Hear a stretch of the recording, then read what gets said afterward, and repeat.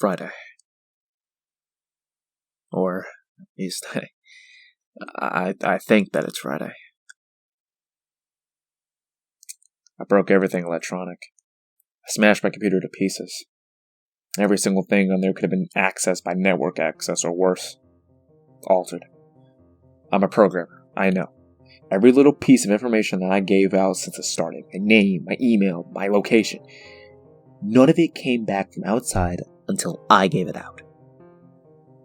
I've been going over and over what I wrote. I've been pacing back and forth, alternating between stark terror and overpowering disbelief.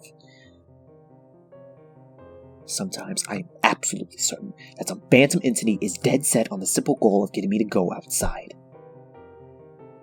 Back to the beginning. With a phone call from Amy, she was effectively asking me to open up the door and go outside. I keep running it through my head. One point of view says I've acted like a complete madman, and all this is the extreme convergence of probability. Never going outside by the right times by pure luck, never seeing another person by pure chance, getting a random nonsense email by some computer virus at just the same time. The other point of view says that the extreme convergence of probability is the reason that whatever out there hasn't gotten me already. I keep thinking, I've never opened the window on the third floor. I never opened the front door until that incredibly stupid stunt with a hidden camera, in which I ran straight to my room and slammed the door. I haven't even opened my own solid door since I flung open the front door of the building. Whatever's out there, if anything's out there, I made an appearance in the building before I opened the front door. Maybe the reason it wasn't in the building already was that it was elsewhere, getting everyone else. Then I waited until I betrayed my existence by trying to call Amy. A call that I know now didn't work, until it called me, asked me my name.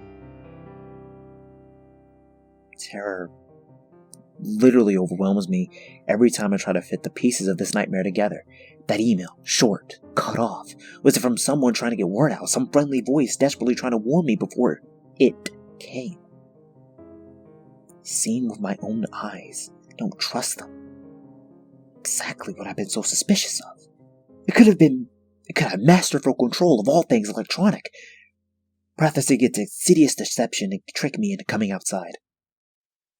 Why can't it get in? It knocked on the door, so it must have some solid presence. Wait. The door. The image of those doors in the upper hallway as Guardian Monolith flashes back to my mind every time I trace these path of thoughts. There is some phantom entity trying to get me to go outside. Maybe it can't get through doors. I keep thinking back over all the books I've read or movies I've seen trying to generate some explanation for this. Doors have always been such an intense foci of human imagination, always seen as wards or portals of special importance. Perhaps the door is just too thick. I know that I couldn't bash through any of the doors in this building, let alone the heavy basement ones. Aside from that, the real question is, why does it even want me? If it wanted to just kill me, it could have done it any number of ways, including just waiting until I starved to death. What if it doesn't want to kill me? What if it has some far more horrific fate in store for me? God, what can I do to escape this nightmare?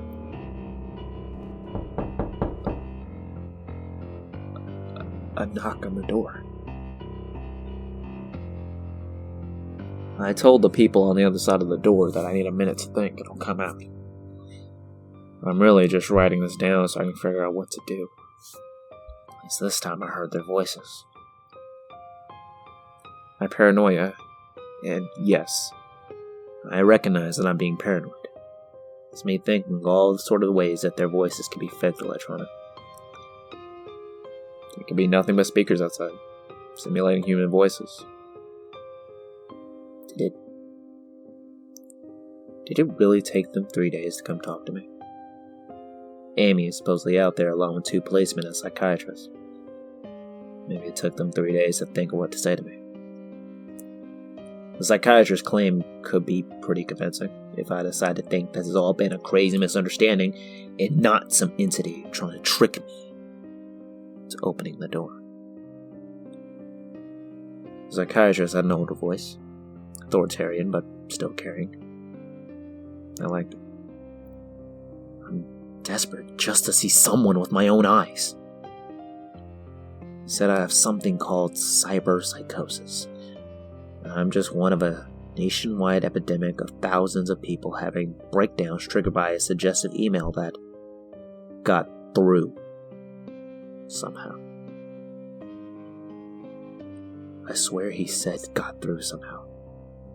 I think he means spread through the country inexplicably, but I am incredibly suspicious that the entity slipped up and revealed something. He said that I am part of a wave of emergent behavior, that a lot of other people are having the same problem with the same fears, even though we never communicated. But that neatly explains the strange email about eyes that I've got. I didn't get the original triggering email. I got a descendant of it. My friend could have broken down too and tried to warn everyone he knew against his paranoid fears. That's how the problem spreads, the psychiatrist claims. I could have spread it too. With my texts and instant messages online, everyone I knew. One of those people might be melting down right now after being triggered by something that I sent them. Something that they might interpret any way they want. Something like a text saying, "Have you seen anyone face to face lately?" The psychiatrist told me that he didn't want to lose another one. That people like me are intelligent, and that's our downfall. We draw connections so well that we draw them even when they shouldn't be there. He says it's easy to get caught up in paranoia. In our fast-paced world, a constantly changing place where more and more of our interaction is simulated. I have to give him one thing. It's a great explanation. Neatly explains everything. Perfectly explains everything. In fact, I have every reason to shake off this nightmarish fear that something or consciousness or being out there wants me to open the door so it can capture me for some horrible fate worse than death. It would be foolish, after hearing that explanation, to stay here until I starve to death, just to spite the entity that might have gotten everyone else. It would be foolish to think that, after hearing that explanation, I might be the last person alive on an empty world, hiding in my secure basement room, spiting some unthinkable deceptive entity just by refusing to be captured. It's a perfect explanation for every single thing, every single strange thing I've seen or heard. I have every reason in the world to let my fears go and open the door. That's exactly why I'm not going to. How can I be sure? How can I know what's real and what's deception? All of these damn things with their wires and signals that originate from some unseen origin. They're not real. I can't be sure. Signals through a camera, fake video, deceptive phone calls, emails, even the television lying broken on the floor. How can I possibly know it's real? It's just signals, waves, light. The door. It's bashing on the door. It's trying to get in. What insane mechanical contrivance could it be using to stimulate the sound of men attacking the heavy wood so well? At least, I'll finally see with my own eyes. There's nothing left in here for it to deceive me with. I ripped apart everything else. It can't deceive my eyes, can it? Seen with your own eyes? Don't trust them, Wait. Is that desperate message telling me to trust my eyes? Or warning me about my eyes too? Oh my god. What's the difference between a camera and my eyes? They both turn light into electrical signals. They're the same. I can't be deceived. I have to be sure. I have to be sure.